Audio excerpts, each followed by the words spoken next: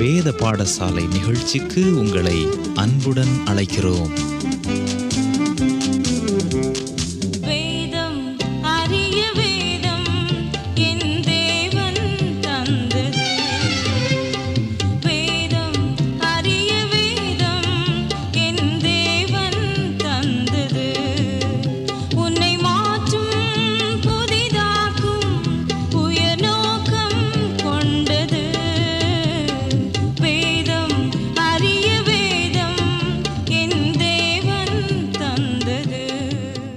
நேயர்களே, விசுவாசத்தினால் நீதிமான் பிழைப்பான் என்ற கருத்தில் அமைந்த ஆபகூக் தீர்க்கதரிசியின் செய்தியை இன்றைய நிகழ்ச்சியில் கேட்போமா? கிறிஸ்துவுக்குள் பிரியமானவர்களே, இந்த நாளிலும் தேவனுடைய பரிசுத்த வார்த்தைகளை கேட்கும்படியாக வந்துள்ள உங்கள் அனைவரையும் கிறிஸ்துவின் நாமத்தில் வாழ்த்துகிறோம். ஆதியாகமத்திலிருந்து வேதாகமத்தை முறையாக கற்று வருகிறோம். இன்று ஆபகூக் தீர்க்கதரிசியின் புத்தகத்தை கற்றுக்கொள்ள இருக்கிறோம். இவர் தம்முடைய செய்தியை மிகவும் வித்தியாசமான இலக்கிய நடையில் கொடுக்கிறார். ஆபகூக் கேள்வி கேட்கும் தீர்க்கதரிசி என்று அழைக்கப்படுகிறார். ஆம், ஆபகூக் புத்தகத்தை படிக்கும்போது அவர் ஒன்றன் பின் ஒன்றாக அநேக கேள்விகள் கேட்டுக்கொண்டிருப்பதை நாமும் காண முடியும். ஒரு முறை மக்கள் தொகை கணக்கெடுக்கும்படியாக ஒரு அதிகாரி ஒரு வீட்டிற்கு சென்றாராம். அப்பொழுது அவர் அந்த வீட்டில் உள்ளவர்களிடம் சில கேள்விகளை கேட்டாராம். அந்த வீட்டுத் தலைவர் அதிகாரியிடம், கேள்விகளையே கேட்டுக்கொண்டிருக்கிறீர்களே என்றார்.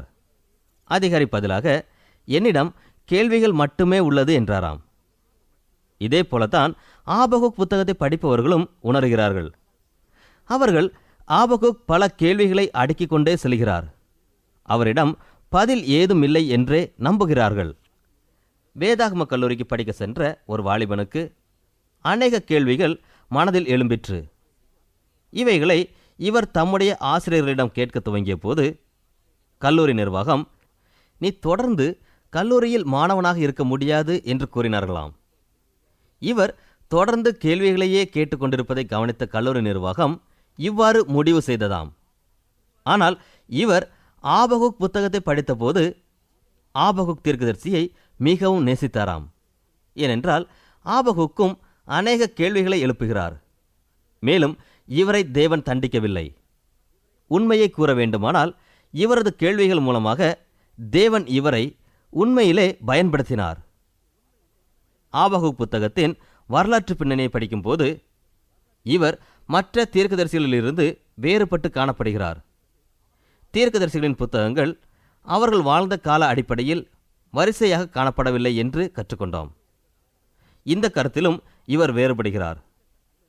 நாகூமின் புத்தகத்திற்கு அடுத்தபடியாக ஆபகூக்கின் புத்தகம் இடம்பெற்றுள்ளது. நாகூமால் முன்னறிவிக்கப்பட்டபடியே நினிவே மேதிய மற்றும் பாபிலோனர்கள் கையில் வீழ்ந்தபோது ஆபகூக் வாழ்ந்து வந்தார். ஆபகூக்கின் நாட்களில் அசிரியா உலக வல்லரசாக விளங்கவில்லை. மாறாக பாபிலோன் உலக வல்லரசாக மாறிற்று. நினிவேயை கைப்பற்றிய பாபிலோனியர்கள் அடுத்ததாக அவர்கள் எருசலேமை கைப்பற்ற தங்கள் கவனத்தை திருப்புவதை ஆபகூக் கவனித்தார். நாகூமை போன்ற தீர்க்கதரிசிகள் யூதர்களிடம் அசிரியாவை கண்டு பயப்பட வேண்டாம் என்ற நம்பிக்கையின் செய்தியை கொடுத்தார்கள். ஆனால் அவர்கள் பாபிலோனை குறித்து அவ்வாறு தீர்க்கதரிசனம் உரைக்கவில்லை.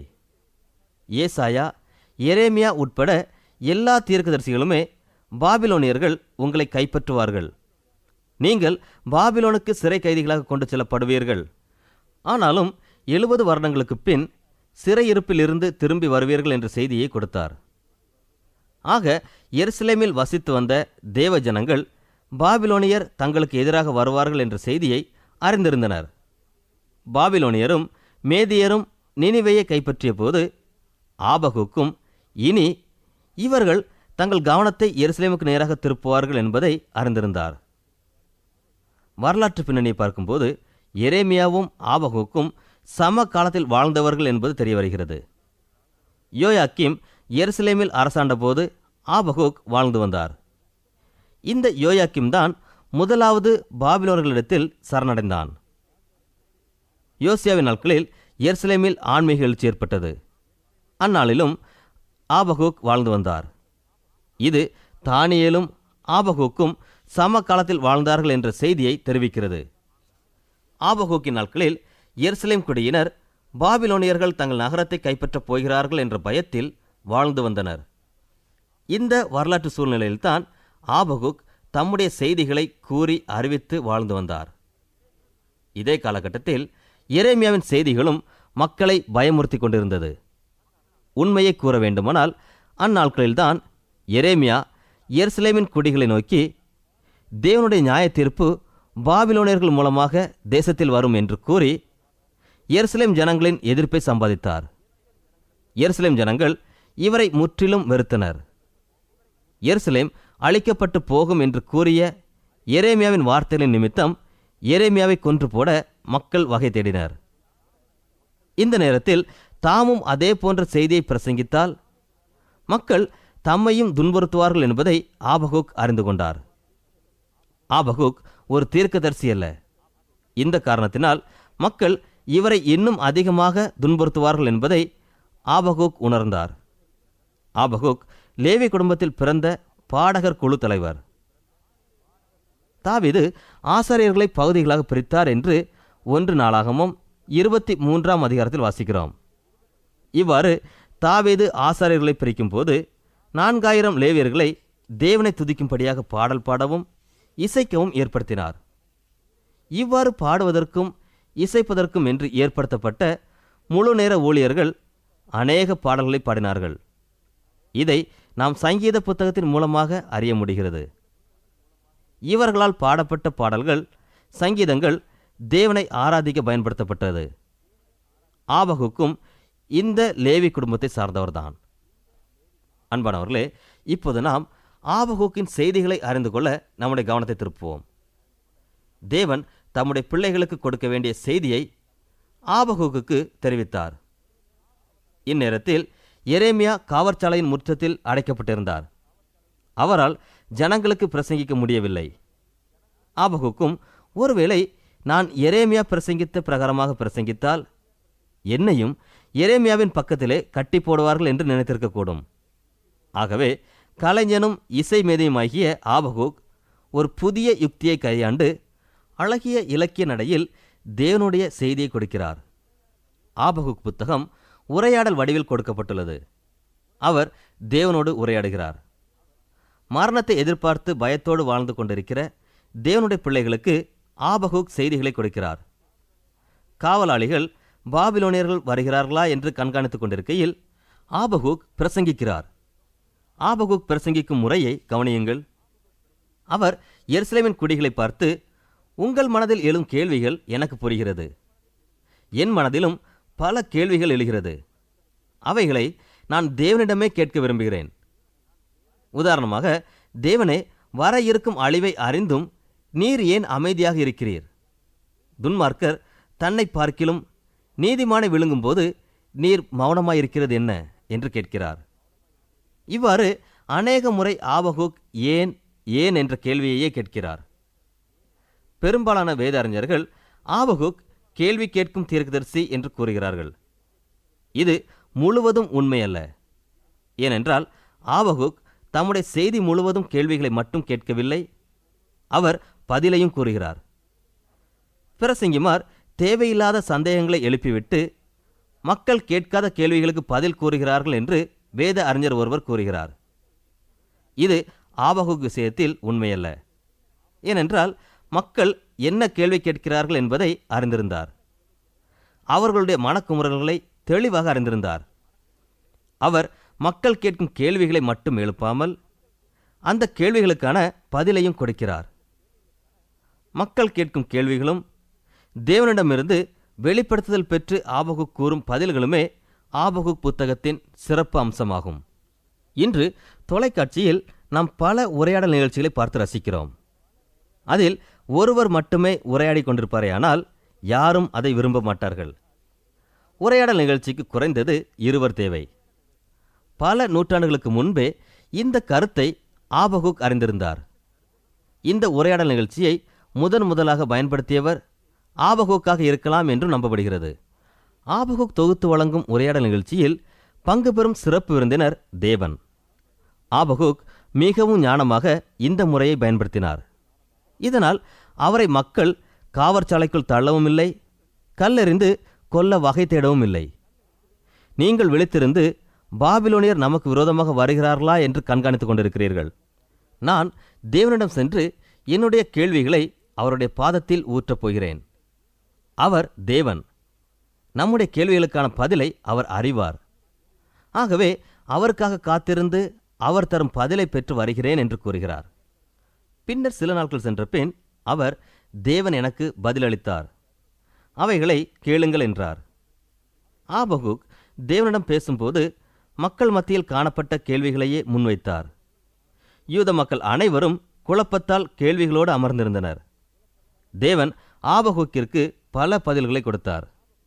அந்த பதில்களின் மைய கருத்து ஆபகுக் 2ஆம் அதிகாரம் 4ஆம் வசனத்தில் காணப்படுகிறது. வாசிக்கிறேன், கவனியுங்கள். தன் விசுவாசத்தினாலே நீதிமான் பிழைப்பான். இந்த வசனம் புதிய ஏற்பாட்டிலும் 3 முறை கூறப்பட்டுள்ளது. இதுதான் தேவன் கொடுத்த பதில். தேவன் ஆபகுக்கு கொடுத்த முதல் பதில் பாபிலோனியர்களை பற்றியது. பாபிலோனியர்களின் ஆத்துமா அவனுக்குள் செம்மையானதல்ல. அவர்கள் அகங்காரிகள். அவர்கள் தங்கள் பட்டயத்தால் வாழ்ந்து வருகிறார்கள். அவர்கள் தங்கள் அழிவிற்கான விதையை விதைக்கிறார்கள். அவர்கள் பட்டயத்தால் விழுவார்கள் என்று கூறுகிறார். இதுதான் பாபிலோனியர்களை குறித்த தேவனின் வெளிப்படுத்துதல். பின்பு தேவன் யூதர்களை குறித்து தம்முடைய பதிலை தெரிவிக்கிறார். அதாவது, பாபிலோனியர்கள் தங்கள் பாவத்தினாலே வீழ்ந்து போவார்கள், தங்களுக்கு தாங்களே ஆக்கினையை வருவித்துக் கொள்வார்கள். ஆனால் என் ஜனங்களோ நீதிமான்கள், தன் விசுவாசத்தினாலே நீதிமான் பிழைப்பான் என்று கூறுகிறார். இது நற்செய்தி. ஏனென்றால் இந்த செய்தி ஏசாயா, எரேமியா போன்றோர் கூறிய 70 வருடங்களுக்கு பின் நீங்கள் எருசலேம் திரும்பி வருவீர்கள் என்ற செய்தியை உறுதிப்படுத்துகிறது. மீண்டுமாக யூதர்கள் தன் விசுவாசத்தினாலே நீதிமான் பிழைப்பான் என்ற செய்தியை கேட்டார்கள். இதுதான் ஆபகுக் தீர்க்கதரிசியின் முக்கிய செய்தியாகும். அன்பானவர்களே, பயம், கலக்கம், வன்முறை போன்றவைகள் அன்று மட்டுமல்ல, இன்றும் தொடர்கிறது. அன்று வாழ்ந்த யூதர்களைப் போன்றும் ஆபகுக்கை போன்றும் இன்றும் விசுவாசிகள் பல கேள்விகளுக்கு மத்தியில் வாழ்ந்து வருகின்றனர். இந்த கேள்விகளை நாம் தேவனிடமே கேட்க வேண்டும். அவரே இதற்கான பதில்களை நமக்கு கொடுக்க முடியும். நம்முடைய கேள்விகள் அனைத்திற்கும் பதிலை தேவன் நமக்கு கொடுத்திருக்கும் வேதாகமத்தின் மூலம் வெளிப்படுத்துகிறார். தீர்க்கதரிசியின் செய்திகளை கற்று வரும் நாம் ஆபகுக் தீர்க்கதரிசியின் புத்தகத்தை கற்றுக்கொள்ள ஆரம்பித்தோம். இந்த புத்தகத்தின் இலக்கிய நடை இன்று பிரபலமாக பேசப்படுகிற உரையாடல் நடையில் உள்ளது. சர்வ வல்ல தேவன்தான் இந்த உரையாடலின் சிறப்பு விருந்தினர். ஆபகுக் தமக்கென்று ஒரு ஆன்மீக கோபுரத்தை எழுப்பி அதில் தேவனுடைய பதிலுக்காக காத்திருந்த போது அவருக்கு தேவனால் கொடுக்கப்பட்ட பதில் தன் விசுவாசத்தினாலே நீதிமான் பிழைப்பான் என்பதே ஆகும். 16ஆம் நூற்றாண்டிலே திருச்சபை வரலாற்றில் பெரிய எழுப்புதல் ஏற்படவும் இந்த வசனமே காரணமாயிற்று. ஆபகுக் புத்தகத்தில் மேலும் பல கருத்துக்கள் அடங்கியிருந்தாலும் விசுவாசத்தினாலே நீதிமான் பிழைப்பான் என்ற வசனமே கருப்பொருளாக அடங்கியிருக்கிறது. மேலும் இந்த வசனம் ரோமர் 1ஆம் அதிகாரம் 17ஆம் வசனம், எபிரேயர் 10ஆம் அதிகாரம் 38ஆம் வசனம் மற்றும் கலாத்தியர் 3ஆம் அதிகாரம் 11ஆம் வசனம் ஆகியவற்றில் மேற்கோளிட்டு காட்டப்பட்டுள்ளது. ஒரு நாள் காலையில் மார்ட்டின் லூதர் என்பவர் வேதாகமத்தை வாசித்து தியானித்துக் கொண்டிருந்தார். அந்நாட்களில் அவர் இறையியல் கோட்பாடுகளில் மிகவும் கலங்கி போயிருந்தார். ஆவிக்குரிய உண்மைகளை கண்டுகொள்ள வேண்டும் என்ற நோக்கத்துடன் தியானித்துக் கொண்டிருந்தார். அவர் ரோமர் 1ஆம் அதிகாரம் 17ஆம் வசனத்தில் ஆபகுக் தீர்க்கதரிசியை மேற்கோளிட்டு காட்டப்பட்டுள்ள விசுவாசத்தினாலே நீதிமான் பிழைப்பான் என்ற வசனத்தை வாசித்த போது தேவன் அவரது இருதயத்தை தொட்டார். இதுதான் அன்றைய திருச்சபையின் பெரும் புரட்சிக்கு வித்திட்டது. நம்முடைய கிரியைகள், திறமைகள் அல்ல, விசுவாசமே. இதுதான் லூதரின் சீர்திருத்தத்திற்கு அடிப்படையாக அமைந்தது. ஆபகுக், எங்களுக்கு ஆபத்து நேரிடுகிறதே, தேவனாகிய நீரோ இதில் தலையிடாமல் அமைதியாக இருப்பது ஏனோ என்று முறையிடுகிறார். ஆனால் தேவன் கொடுக்கும் பதில் என்ன? பாபிலோனியர்கள் அழிக்கப்படுவார்கள். அவர்கள் அழிவுக்காக விதைத்துக் கொண்டிருக்கிறார்கள். ஆனால் என் ஜனமோ விசுவாசத்தினால் பிழைப்பார்கள் என்று கூறுகிறார். ஆபகுக்கின் காத்திருக்கும் அனுபவம் நமக்கு கற்றுக் கொடுப்பது என்ன? சில வேளைகளில் நாம் பாபிலோனை போன்ற பிரச்சனைகளை சந்திக்கிறோம். ஒருவேளை நாம் யூத மக்களை போன்று போரையும் சிறையிருப்பையும் சந்திக்காமல் இருக்கலாம். ஆனால் வாழ்க்கையில் பல பிரச்சனைகளை சந்திக்கிறோம். இது போன்ற பிரச்சனைகளை சந்திக்கும் போது நாம் செய்ய வேண்டுவது என்ன? ஆபகுக் நமக்கு கற்றுக் கொடுக்கும் மாதிரி என்ன? நாமும் ஆபகுக்கைப் போல ஆவிக்குரிய காத்திருப்பு கோபுரத்தை எழுப்பி தேவனோடு பேச வேண்டும். நம்முடைய பிரச்சனைகளை தேவனுக்கு தெரியப்படுத்த வேண்டும். நம்முடைய மனதில் உள்ள கேள்விகளை அவரிடம் கேட்க வேண்டும். தேவன் நம் வாழ்க்கையில் செயல்படும் மட்டும் காத்திருக்க வேண்டும். தேவன் நம் வாழ்க்கையில் செயல்படும் போது அவரை ஆராதிப்போம். தேவனிடம் கேட்கும்படியாக ஆபகுக்கின் புத்தகம் நம்மை வழி நடத்துகிறது, உற்சாகப்படுத்துகிறது. நாம் தேவனிடம் கேட்பது மாத்திரமல்ல, அவர் தெரிவிக்கும் பதிலை கேட்கும்படியாகவும் உற்சாகப்படுத்துகிறது. இன்று அநேகர் தேவன் பழைய ஏற்பாட்டு மனிதர்களோடு பேசியதைப் போல இன்று மனிதர்களோடு பேசுவதில்லை என்ற கருத்தை கொண்டிருக்கிறார்கள். ஆனால் வேத அறிஞர்கள் பலர் கூறுவது என்ன தெரியுமா? உண்மை இதுவல்ல. இன்றைய மனிதர்கள் தேவன் பேசுவதை கேட்க விரும்பாதவர்களாக உள்ளனர். அவர்கள் தேவனிடம் அநேக கேள்விகள் கேட்கின்றனர், ஆனால் பதிலுக்காக காத்திருப்பதில்லை. நாம் கேட்க விருப்பத்தோடு இருந்தால் தேவன் நம்மோடு பேசுவார். தேவன் நம்மோடு பேசுவதை குறித்து வேதாகமம் கூறுவது என்ன? வேதாகமத்தின்படி பிரார்த்தனை என்பது தேவனோடு உரையாடுவதாகும். உரையாடல் என்பது 2 பரிமாணங்களை கொண்டது. ஒன்று, நாம் அடுத்தவரோடு பேசுகிறோம். மற்றொன்று, அடுத்தவர் நம்மோடு பேசுகிறார். இதில் சிறந்தது நாம் அடுத்தவர் பேசுவதை கேட்க வேண்டும். இதைத்தான் இந்த சிறிய புத்தகமாகிய ஆபகுக் நமக்கு கற்றுக் கொடுக்கிறது. நாம் தேவனோடு அனுதினம் உறவாட வேண்டும். நாம் தேவனிடம் பிரார்த்தனை செய்யும் போது நாம் மட்டும் பேசவில்லை, தேவனும் நம்மோடு பேசுகிறார்.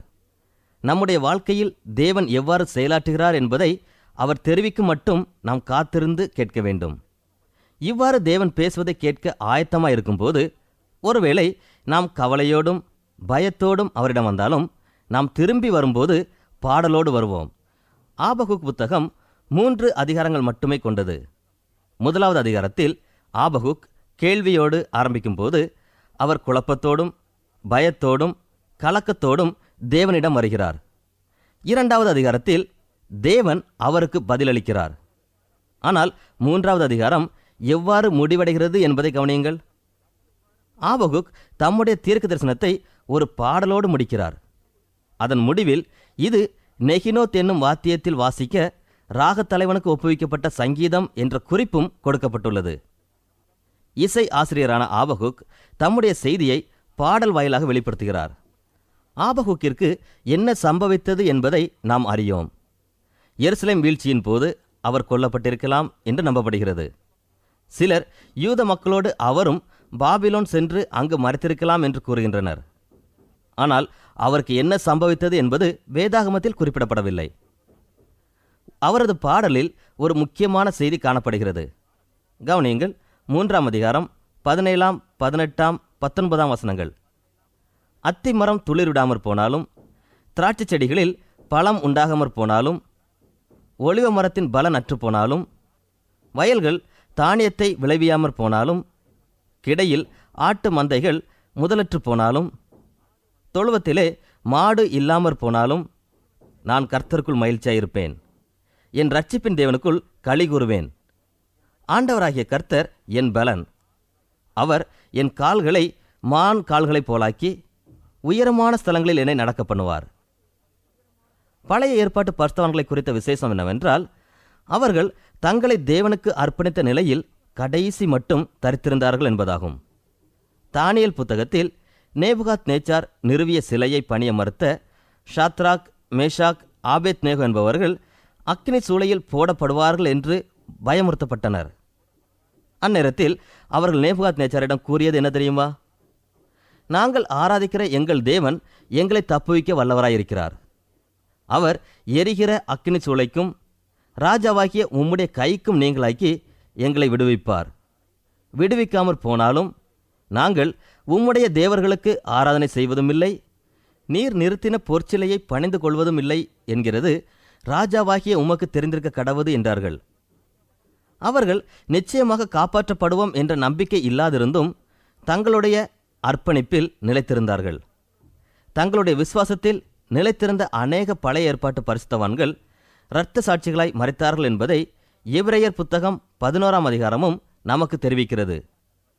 பழைய ஏற்பாட்டு காலத்தில் சாட்சியுள்ள வாழ்க்கை வாழ்ந்த அநேகர் தங்கள் விசுவாசத்திற்காக, கொள்கைக்காக மரிக்கவும் தயாராயிருந்தார்கள். இவர்கள் தங்களுடைய சுயநலத்திற்காகவோ நல்வாழ்விற்காகவோ தங்களை அர்ப்பணிக்கவில்லை. ஆபகுக்கும் ஒரு சாட்சியாக காணப்படுகிறார். அவர் தம்முடைய சாட்சியை தேவனோடு உரையாடுவதன் மூலம் நிரூபித்திருக்கிறார்.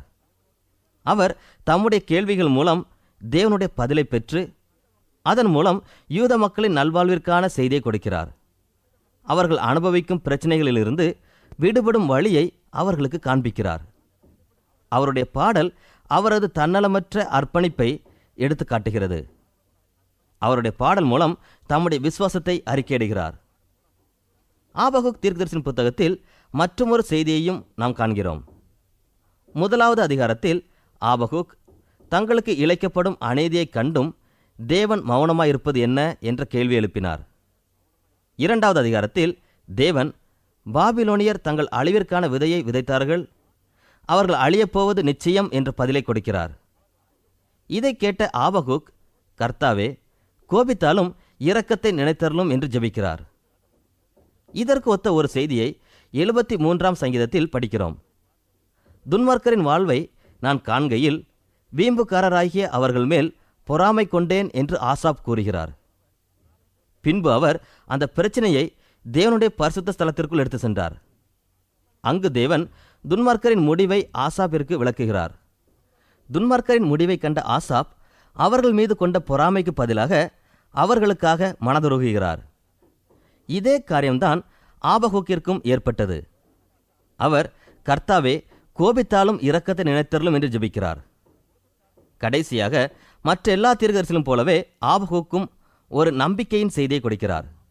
கவனியுங்கள், ஆபகுக் 2ஆம் அதிகாரம் 14ஆம் வசனம்.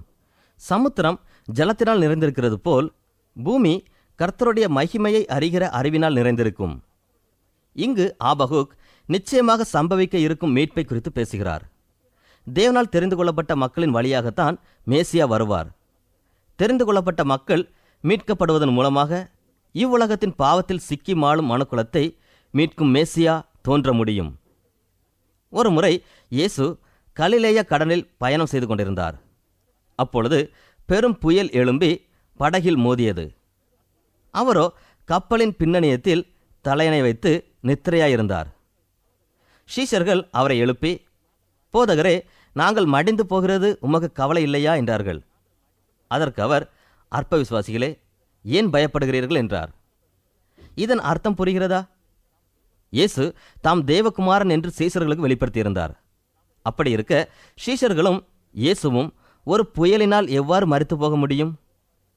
இதே கருத்தை நாம் பழைய ஏற்பாட்டு தேவ ஜனங்களோடும் பொருத்தி பார்க்க முடியும். இவர்கள் முற்றிலுமாக அழிக்கப்பட முடியாது. அசிரியர்களும் பாபிலோனியரும் அவர்களை சிறைப்பிடித்துச் செல்லலாம். ஆனாலும் அவர்கள் திரும்பி தங்கள் தேசம் வர வேண்டும். ஏனென்றால் அவர்கள் மூலமாகத்தான் மேசியா உலகிற்கு வருவார். அன்பானவர்களே, ஆவிக்குரிய காத்திருப்பு கோபுரம் என்பதுதான் ஆபகூக்கின் மைய செய்தியாகும். இயேசு நாத்தான்வேலை சந்தித்த போது தாம் தேவனுடைய குமாரன் என்பதை வெளிப்படுத்தினார். நாத்தான்வேல் அத்தி மரத்தின் கீழிருந்து தியானித்துக் கொண்டிருந்தார். இதை வேறு எவரும் அறிய வாய்ப்பில்லை. ஆனால் இயேசு நாத்தான்வேலை முதலில் சந்தித்த போது, இதோ கபடற்ற உத்தம இஸ்ரவேலன் என்றார். அதற்கு நாத்தான், நீர் என்னை எப்படி அறிவீர் என்றான். இயேசு பதிலாக, அத்தி மரத்தின் கீழிருந்து என்னோடு பேசவில்லையா என்றார். அதற்கு நாத்தான்வேல், ரபி, நீர் தேவனுடைய குமாரன், நீர் இஸ்ரவேலின் ராஜா என்றான். நாத்தான்வேல் அத்தி மரத்தின் கீழிருந்து தேவனோடு பேசினார். அத்தி மரம்தான் நாத்தான்வேலின் காத்திருப்பு கோபுரம். இது போன்ற அனுபவம் நமக்கு உண்டா? தேவனோடு உறவாடும்படியாக நமக்கென்று ஒரு இடமும் நேரமும் உண்டா? காத்திருக்கும் அனுபவத்தை நாம் ஒவ்வொருவரும் பெற்றுக்கொள்ள வேண்டும். இந்த அனுபவத்தின் மூலமாகத்தான் நாம் தேவனை காண முடியும், தேவனோடு பேச முடியும், அவரை ஆராதிக்க முடியும். எல்லாவற்றிற்கும் மேலாக நாம் காத்திருக்கும் போது தேவன் நம்மோடு பேசுவார். அன்பானவர்களே, இன்றைய நிகழ்ச்சியின் மூலம் நீங்கள் பெற்றுக்கொண்ட ஆசீர்வாதங்களையும் நிகழ்ச்சியை குறித்த உங்கள் கருத்துக்களையும் எங்களுக்கு எழுதி தெரியப்படுத்துங்கள். எங்கள் முகவரி: வேத பாடசாலை, விஸ்வபாணி, தபால் பெட்டி எண் 34, திருநெல்வேலி 2, தமிழ்நாடு. மீண்டும் கூறுகிறோம்: வேத பாடசாலை, விஸ்வபாணி, தபால் பெட்டி எண் 34, திருநெல்வேலி 2, தமிழ்நாடு.